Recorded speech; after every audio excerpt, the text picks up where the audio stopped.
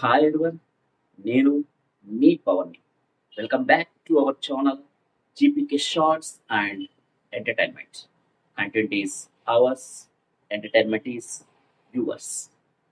ఈరోజు మన review Kubera. Already Kubera గురించి మీకు అందరికీ ఆల్రెడీ తెలుసు. సో ఈ మూవీ ఎలా ఉంది, ఈ రోజే రిలీజ్ అయింది. సో ఇప్పుడే చూసొచ్చాను మూవీ.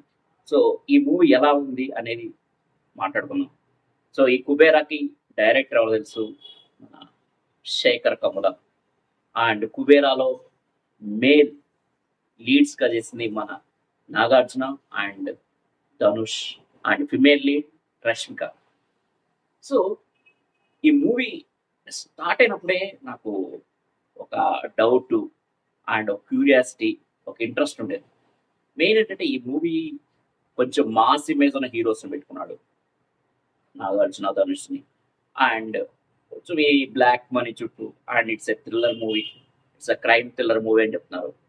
బట్ శేఖర్ కమల అంటే మన simple and cute and fresh honesty, ఇటువంటి మూవీస్కి కేర్ ఆఫ్ అడ్రస్, మన బెస్ట్ స్టోరీ టెల్ ఇటువంటి మూవీస్కి.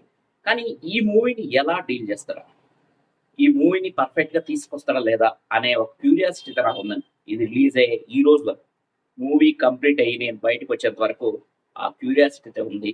బట్ శేఖర్ కమల గారు, ఎందుకంటే కొంచెం మామూలుగా నాకు శేఖర్ కమల అంటే కొంచెం రెస్పెక్ట్, ఇంకొంచెం రెస్పెక్ట్ ఎక్కువైంది.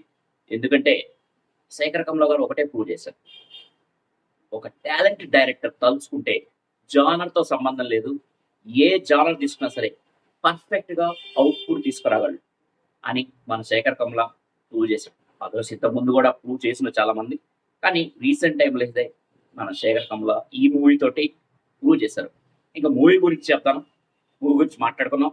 అండ్ నా వీడియో మీకు నచ్చినట్లయితే ప్లీజ్ ఒక లైక్ వేసుకోండి, అండ్ ఒక షేర్ వేసుకోండి, అండ్ సబ్స్క్రైబ్ కూడా చేసుకోండి ప్లీజ్.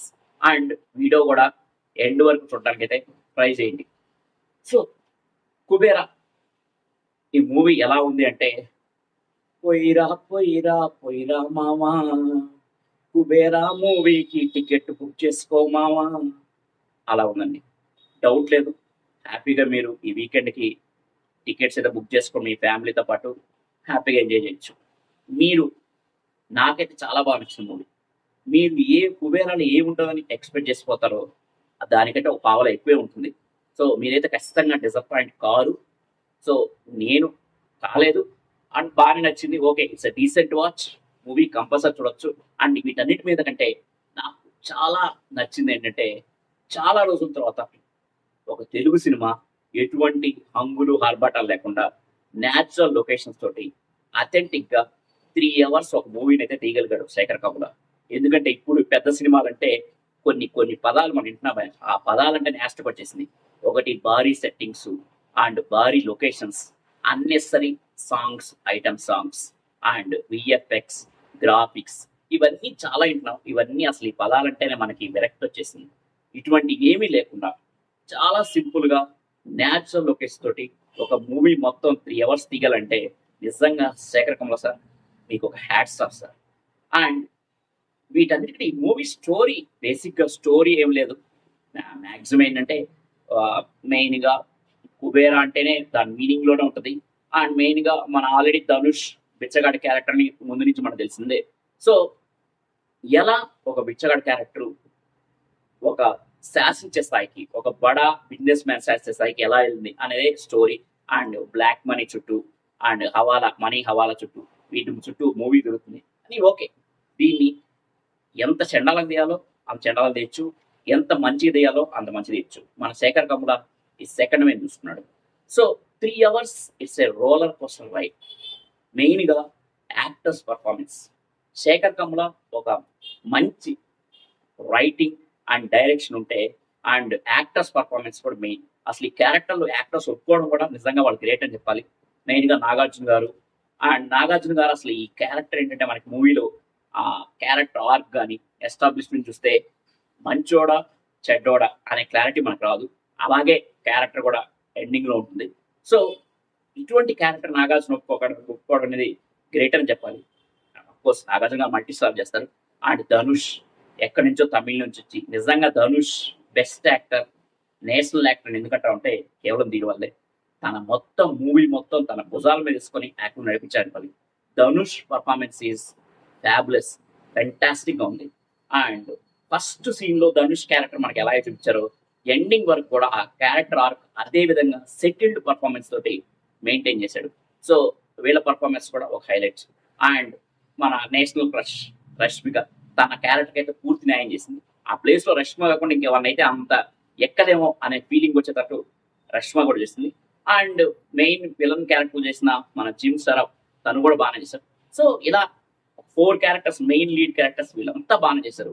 చాలా 100% ధనుష్ చెప్తే ఇంకా 200% తన మూవీకి ఎంత ఇవ్వాలో అంత ఇచ్చేశారు. సో ఈ క్యారెక్టర్ పర్ఫార్మెన్స్ వల్ల.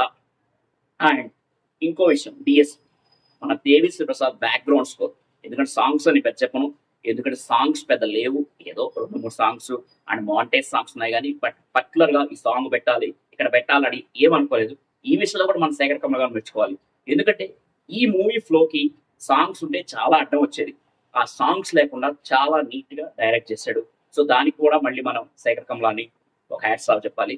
అండ్ బ్యాక్గ్రౌండ్ స్కోర్ అయితే చాలా బాగుంది. కొన్ని సీన్లు అయితే సూపర్ ఎలివేట్ అయ్యాయి బ్యాక్గ్రౌండ్ స్కోర్ వల్ల.